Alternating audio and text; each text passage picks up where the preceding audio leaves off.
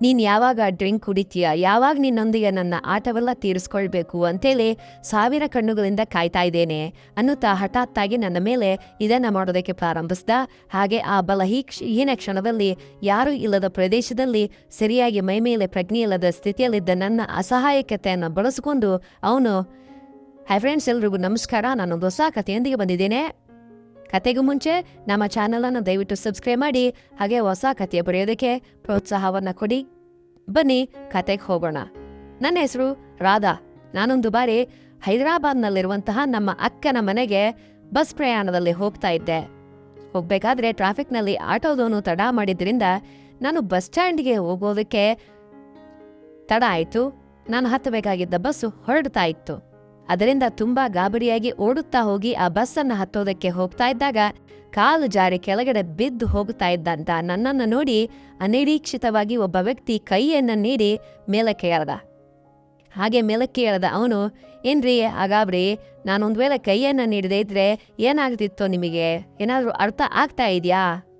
ಆದರೂ ಈ ಬಸ್ ಇಲ್ಲದೆ ಇದ್ರೆ ಇನ್ನೊಂದು ಬಸ್ ಅಷ್ಟೇ ಹೊರತು ಹೀಗೆ ರನ್ನಿಂಗ್ನಲ್ಲಿ ಬಸ್ಸುಗಳನ್ನು ಹತ್ತುತ್ತಾ ನಿಮ್ಮ ಪ್ರಾಣಕ್ಕೆ ಕುತ್ತನ್ನು ತಂದುಕೊಳ್ಬೇಡಿ ಅನ್ನುತ್ತಾ ನನಗೆ ಗಟ್ಟಿಯಾಗಿ ಕ್ಲಾಸನ್ನು ತಗೊಂಡ. ಆದರೆ ಅವನು ಅಷ್ಟು ಕೋಪವನ್ನು ನನ್ನ ಮೇಲೆ ತೋರಿಸಿದ್ರೂ ಕೂಡ ಹೇಳಿದ್ದು ನನ್ನ ಒಳ್ಳೆಯದಕ್ಕೆ ಆಗಿದ್ದರಿಂದ ಸಾರಿ, ಇನ್ನೆಂದು ಹಾಗೆ ಮಾಡೋದಿಲ್ಲ ಅಂತ ಹೇಳಿದ್ದಷ್ಟೆ.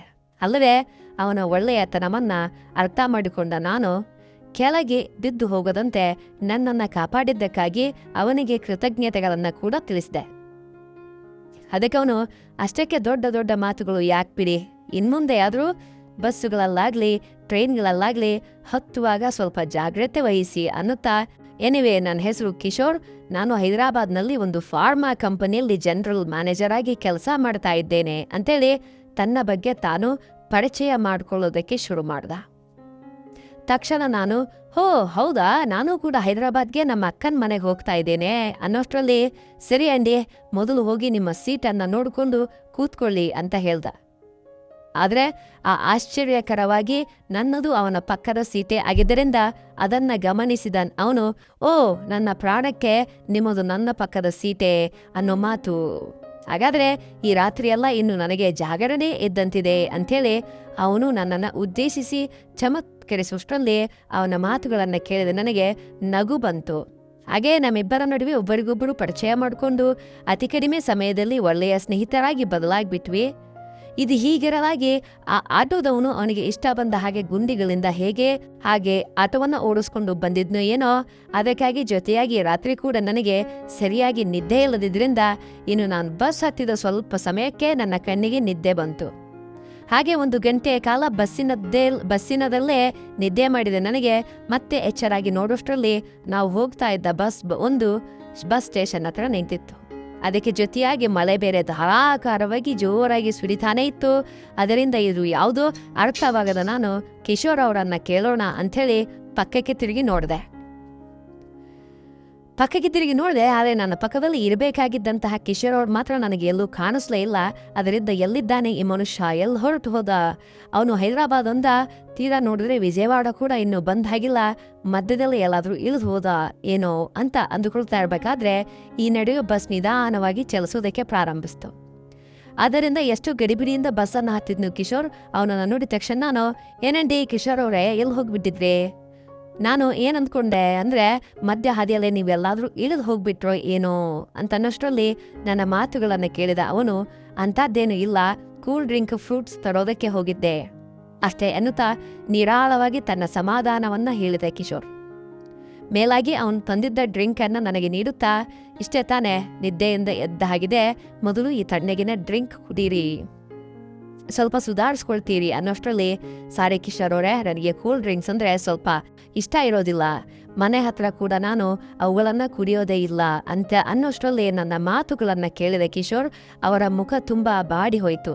ಆದರೆ ತಕ್ಷಣವೇ ಚೇತರಿಸ್ಕೊಂಡು, ಪರವಾಗಿಲ್ಲ, ಫ್ರೂಟ್ಸ್ ಆದರೂ ತಿನ್ನಿ, ಚಿಪ್ಸ್ ಪ್ಯಾಕೆಟ್ಸ್ ಆದರೂ ತಿನ್ನಿ, ಯಾವುದಾದ್ರೂ ಒಂದು ತೆಗೆದುಕೊಳ್ಳಿ, ನಮ್ಮದು ತುಂಬ ದೂರದ ಪ್ರಯಾಣ, ಏನು ತಿಂದೇ ಇದ್ರೆ ನಿಮಗೆ ಸುಸ್ಸು ಬರುತ್ತೆ ಅನ್ನೋಷ್ಟರಲ್ಲಿ, ತುಂಬ ಧನ್ಯವಾದಗಳು ಕಿಶೋರ್ ಅವರೇ, ನಿಮಗೋಸ್ಕರವಾದರೂ ಈ ಫ್ರೂಟ್ ತೆಗೆದುಕೊಳ್ತೇನೆ ಬಿಡಿ ಅಂತ ಹೇಳಿ 2 ಬಾಳೆಹಣ್ಣನ್ನು ತೆಗೆದುಕೊಂಡು ತಿಂದೆ. ಇನ್ನು ಕಿಶೋರ್ ಅವರು ನಾನು ಬೇಡವೆಂದು ಹೇಳಿದ ಕೂಲ್ ಡ್ರಿಂಕನ್ನು ತೆಗೆದುಕೊಂಡು ನನ್ನ ಬ್ಯಾಗ್ನಲ್ಲಿ ಇಟ್ಕೊಂಡ್ರು. ತನ್ನ ಬ್ಯಾಗ್ನಲ್ಲಿ ಇಟ್ಕೊಂಡ್ರು. ಅದರಿಂದ ಇನ್ನು ಹಾಗೆ ನಾವು ಆ ರಾತ್ರಿ ಎಲ್ಲ ಹರಟೆ ಹೊಡೆಯುತ್ತಾ ಮಧ್ಯ ಮಧ್ಯದಲ್ಲಿ ಜೋಕ್ಸನ್ನು ಕೇಳ್ಕೊಳ್ತಾ ಕಳೆದ್ವಿ.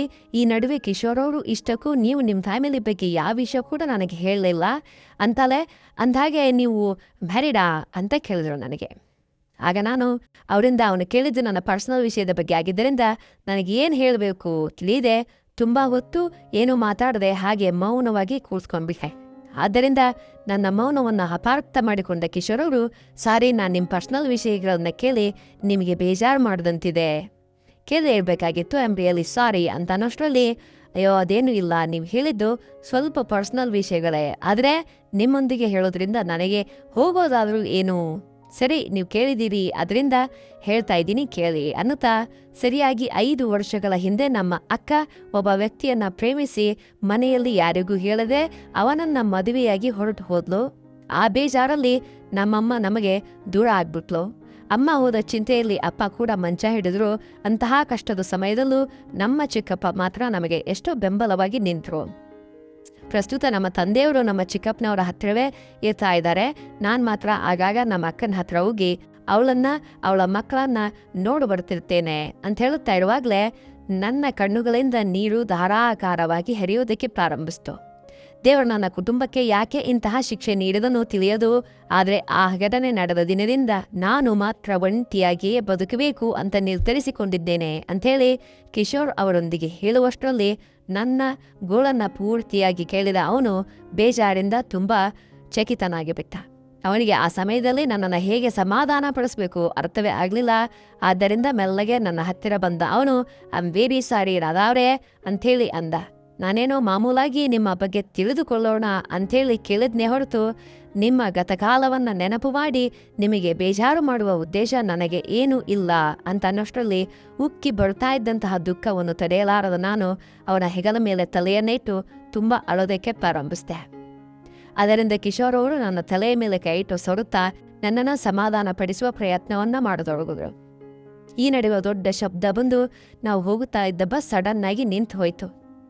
ಕಂಡಕ್ಟರ್ ಬಂದು, ಬಸ್ಸಿನ ಇಂಜಿನ್ ಹಾಳಾಗಿದೆ, ಇನ್ನೊಂದು ಬಸ್ ಬಂದರೆ ಹೋಗಬಹುದು, ಪ್ರಯಾಣವನ್ನು ಮುಂದೆ ಸಾಗಿಸೋದಕ್ಕೆ ಸಾಧ್ಯ ಇಲ್ಲ ಈಗ ಅಂತ ಹೇಳ್ದ. ಇನ್ನು ಎಲ್ಲರೂ ಮಾಡುವುದೇನೂ ಇಲ್ಲ, ಒಬ್ಬರಾದ್ಮೇಲೆ ಒಬ್ಬರು ಬಸ್ಸನ್ನು ಇಳಿಯೋದಕ್ಕೆ ಪ್ರಾರಂಭಿಸಿದ್ರು.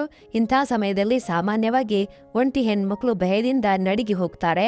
ಆದರೆ ನನ್ನ ಮುಖದಲ್ಲಿ ಮಾತ್ರ ಅಂತಹ ಭಯ ಭೀತಿ ಏನೂ ಇರಲಿಲ್ಲ. ಮೇಲಾಗಿ ಕಿಶೋರ್ ಅವರನ್ನು ನೋಡುತ್ತಾ ಕಿರುನಗೆರೆಯಿಂದ ಕೇಳಿದೆ, ಈಗ ನಿಮ್ಮ ಪರಿಸ್ಥಿತಿ ಏನು ಅಂತ. ಅದಕ್ಕೆ ಅಭಯ ನೀಡುವಂತೆ ಪೋಸ್ ಕೊಟ್ಟ ಕಿಶೋರ್ ಅವರು, ನಾನಿರುವಾಗ ಗಾಬರಿ ಯಾಕೆ ನಿಮಗೆ, ನಿಮ್ಮ ಬ್ಯಾಗ್ ತೆಗೆದುಕೊಂಡು ನನ್ನ ಜೊತೆ ಬನ್ನಿ ಅನ್ನೋಷ್ಟರಲ್ಲಿ ಇಬ್ಬರೂ ಕೂಡ ನಮ್ಮ ಬ್ಯಾಗ್ಗಳನ್ನು ತೆಗೆದುಕೊಂಡು ಬಸ್ ಇಳಿದು ರಸ್ತೆಯ ಕೊನೆಯವರೆಗೂ ನಡೆದುಕೊಂಡು ಹೋಗಿ ನಿಂತುಕೊಂಡ್ವಿ. ಈ ನಡುವೆ ಯಾಕೋ ತಿಳಿದು, ಆದರೆ ನನಗೆ ತಿಳಿಯದ ಸಂಘರ್ಷವೇನು ನನ್ನನ್ನು ಎಚ್ಚರಿಸ್ತಾನೇ ಇತ್ತು.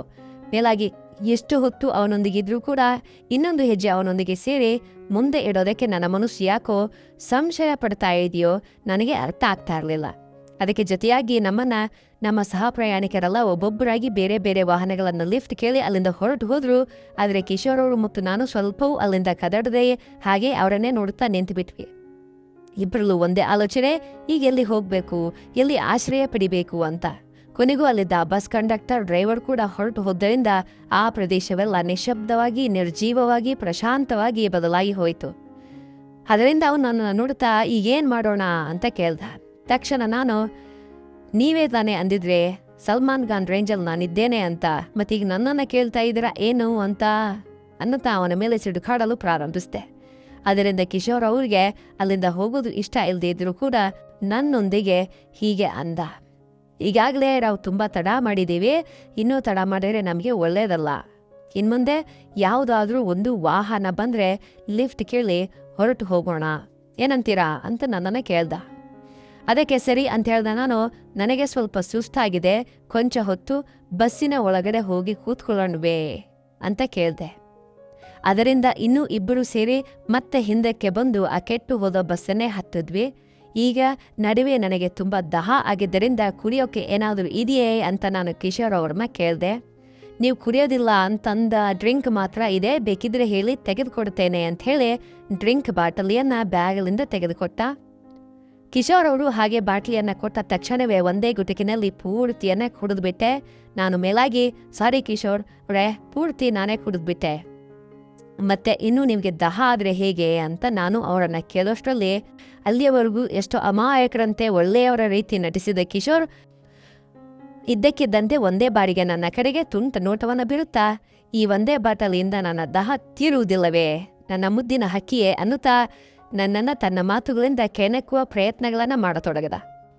ಅದರಿಂದ ಅವನ ಮಾತುಗಳನ್ನು ಕೇಳಿದ ನಾನು, ಏನು ಹಾಗೆ ಮಾತಾಡ್ತಾ ಇದ್ದೀರಾ, ಅದು ಯಾಕೆಯೋ ನನಗೆ ಇಷ್ಟೊಂದು ನಿದ್ದೆ ಬರ್ತಾ ಇದೆ ಅಂತ ಕೇಳೋಷ್ಟರಲ್ಲಿ, ಅದೆಲ್ಲ ನಾನು ಮಾಡಿದ ಘನಕಾರ್ಯವೇನೆ ನನ್ನ ಬಂಗಾರದ ಮೀನೆ, ಹೌದೇ ನಾನು ಕೇಳ್ತಾ ಇರೋದು ಪೂರ್ತಿ ನಿಜಾನಾ ಅನ್ನುತ್ತಾ ನಾನು ಕೂಲ್ ಡ್ರಿಂಕ್ಸ್ ಕೊಳ್ಳಲು ಬಸ್ ಇಳಿದ ಸಮಯದಲ್ಲಿ ಆ ಬಾಟ್ಲಿಯಲ್ಲಿ ಸ್ವಲ್ಪ ನಾನು ಏನೋ ಬೆರೆಸಿದ್ದೆ.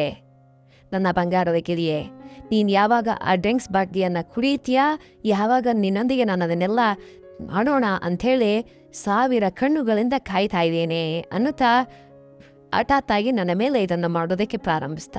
ಹಾಗೆ ಆ ಬಲಹೀನ ಕ್ಷಣದಲ್ಲಿ ಯಾರೂ ಇಲ್ಲದ ಪ್ರದೇಶದಲ್ಲಿ ಸರಿಯಾಗಿ ಮೈ ಮೇಲೆ ಪ್ರಜ್ಞೆ ಇಲ್ಲದ ಸ್ಥಿತಿಯಲ್ಲಿದ್ದ ನನ್ನ ಅಸಹಾಯಕತೆಯನ್ನು ಬಳಸಿಕೊಂಡು ಆ ಕಿಶೋರ್ ನನ್ನ ಇಚ್ಛೆಗೆ ವಿರುದ್ಧವಾಗಿ ಬಳಸ್ಕೊಳ್ತಾ ಇದ್ದ.